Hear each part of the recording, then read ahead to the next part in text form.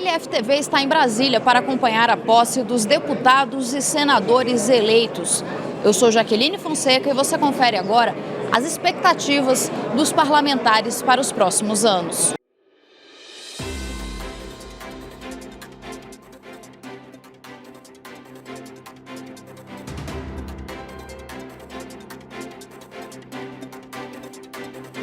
Primeiro, parabéns pela reeleição. Eu queria saber qual que vai ser a sua pauta prioritária de trabalho para esses próximos 4 anos.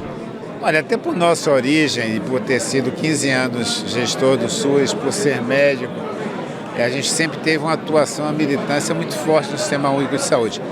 Aqui nós não temos como ser especialistas, mas vamos continuar, obviamente, priorizando as agendas da saúde e das políticas públicas mais importantes que fazem diferença na vida das pessoas.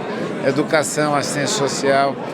E, nesse momento, como deputado de situação, nós vamos ajudar o presidente Lula a reconstruir o Brasil, que sofreu muito, que teve muita destruição, que teve um dano irreparável em políticas tão essenciais. Por isso que o slogan do governo Lula ele é preciso, sucinto, união e reconstrução. Unir o nosso país, acabar com a cultura do ódio e da violência e reconstruir um país que foi extremamente dilapidado, atacado, devastado pelo último governo. E qual o senhor acha que é a pauta principal de trabalho do Congresso de modo geral e do governo também para esses primeiros meses?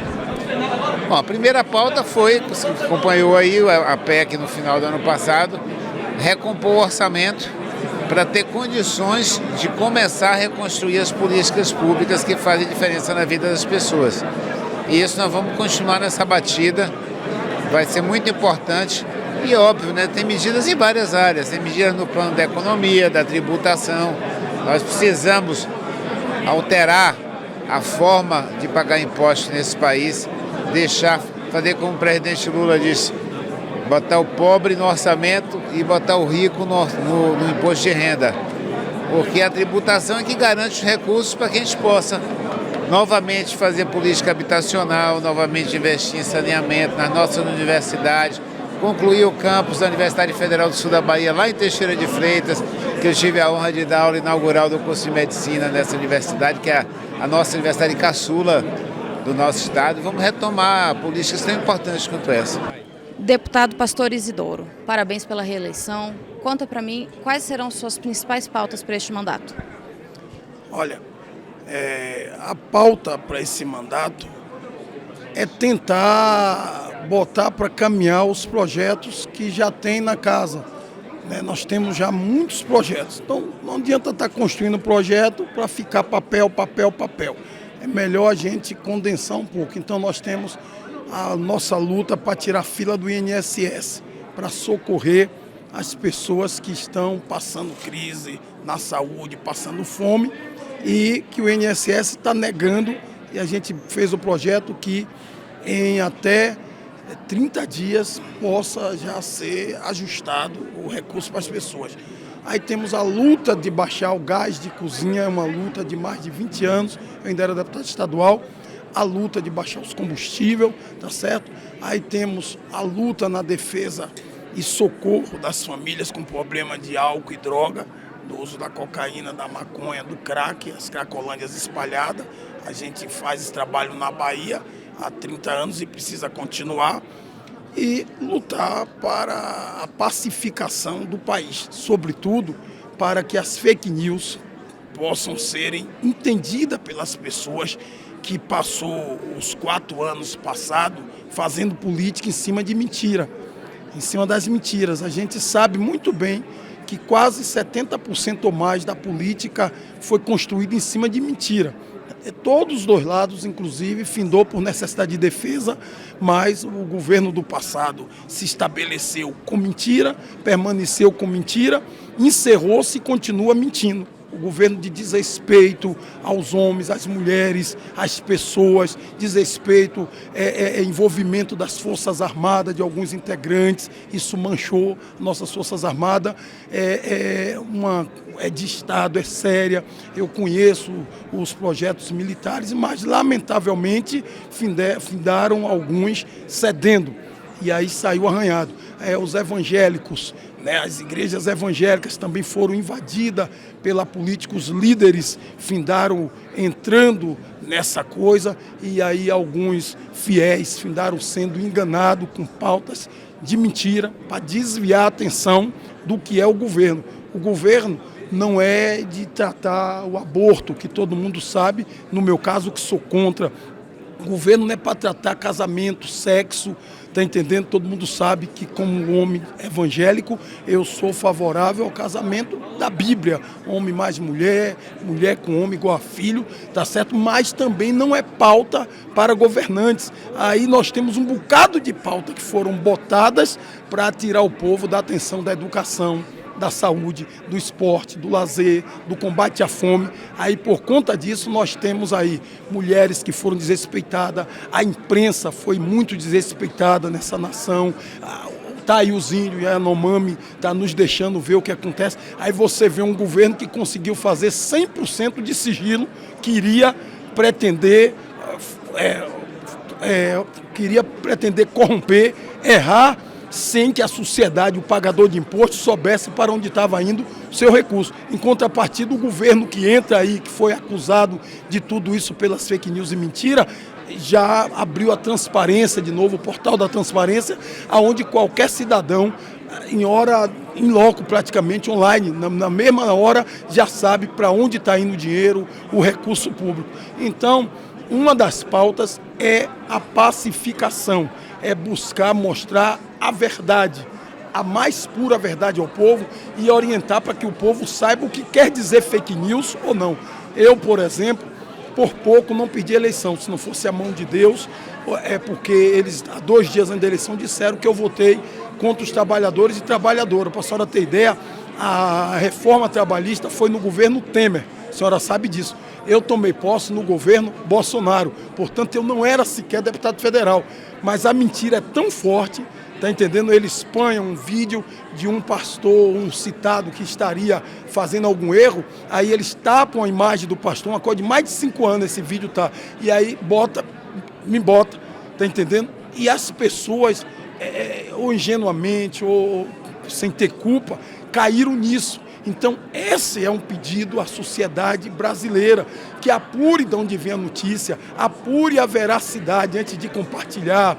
Então, eu acho que a nação, eu acho que a Câmara, o Legislativo, o Judiciário terá de fazer um trabalho, continuar insistindo nesse trabalho de que existe a imprensa organizada, existe a imprensa com CNPJ e que quando erra paga multa, quando erra pode até perder concessão. Existe essa outra imprensa feita até por todos nós que não pode suerguer acima da imprensa verdadeira que foi dita o tempo todo que era uma imprensa de mentira, que era isso, era aquilo. Não pode. A gente sabe que na imprensa orgânica que está aí, nas redes mais organizadas, pode um ou outro profissional cometer um gafe ou exceder, mas não podemos dizer que toda essa imprensa é mentira, não pode fazer essa politicagem com órgãos de imprensa que são responsáveis pela democracia nessa nação.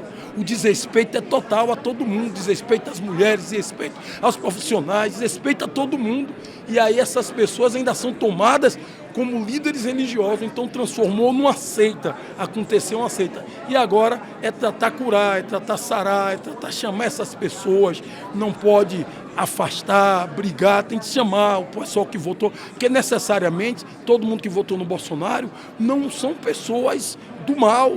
Muita pessoa foi enganado. A gente só precisa dizer a essas pessoas que eles caíram em um erro de percurso, em engano, em fake news, em mentira. E que essas pessoas queiram voltar para a linha da verdade. São o primeiro mandato, né? Estadual e agora primeiro federal. Perfeito. Quais são as principais pautas de trabalho do senhor? Bom, desde o início do meu mandato como deputado estadual, sempre defendi valores como a família, a pátria e a liberdade, principalmente. Eu tenho representado o segmento também dos CACs e da segurança pública e privada. Quais o senhor acha que serão as principais pautas do Congresso como um todo para os próximos meses? Reforma tributária, alguma outra pauta que o senhor considera mais importante neste primeiro momento? Bom, a gente entende que as pautas relacionadas a tributos, carga tributária, ela é de altíssima relevância, considerando que o país tem uma das maiores cargas tributárias do mundo. Então, há uma promessa do atual governo em reduzir essa carga tributária. Eu não acredito, dificilmente. Basta analisar o histórico dos governos anteriores e aliados a ele, diferentemente de Bolsonaro, que desonerou taxas, reduziu impostos, tributos. Então, estamos aguardando com muita expectativa se de fato haverá uma redução na carga tributária e essa renovação efetivamente nesse aspecto. Mas eu acredito que além dessa pauta, uma outra que é extremamente importante, tão importante quanto a liberdade. O artigo 53 da Constituição Federal, ela é clara, ela é límpida e transparente no que diz que o parlamentar, seja senador da República ou deputado federal, ele tem direito a exercer a sua atividade parlamentar com as prerrogativas, desde direito à opinião, a liberdade de expressão, isso não vem sendo respeitado. Infelizmente, com o resultado agora do Senado, que foi agora anunciado, acabei de saber, da reeleição do Pacheco, a gente vai ter esse choque, mais 2 anos aí enfrentando possivelmente um poder que infelizmente não tem feito o seu dever de casa, principalmente no que tange a garantir aos parlamentares esse respaldo na atividade parlamentar. Diante das pautas do governo Lula, o senhor deve fazer oposição? Com certeza, não tenho dúvidas. Desde o momento da minha primeira eleição como deputado estadual, sempre mantive contra o PT e os partidos aliados a ele. Por defender que eles não defendem a democracia, falam em liberdade, falam em direito de opinião, de liberdade de imprensa, mas na verdade sabe que é tudo ao contrário, é fantasia. Então, com certeza, estarei e manterei sempre a oposição ao governo. Qual a sua pauta principal para este mandato? A pauta principal é defender o Brasil, defendendo Deus, pátria, família e liberdade. Uma pauta conservadora aqui no Parlamento. Diante das propostas que o governo Lula deve mandar para a Câmara, qual vai ser a sua posição? O senhor deve fazer oposição ao governo? Com certeza, oposição. Até porque, pelo fruto, se conhece a árvore. E a esquerda, quando esteve no poder, foi uma só decepção. Para a eleição da Câmara, Arthur Lira, o senhor está até com o brochinho aí? Arthur Lira é um presidente que pautou tudo que veio do governo Bolsonaro, que vou abrir aqui um espaço para falar que foi o melhor presidente que o Brasil já teve, que defendia Deus, pátria, família e liberdade. Então eu sou Arthur Lira porque vai ser bem para o Brasil. E eu não voto em candidato da esquerda. Deputado, conta para mim quais são as suas principais pautas e sua expectativa para os próximos anos. Olha, eu que vindo da Câmara Municipal, depois me tornei prefeito e sou conhecedor das dificuldades do meu estado.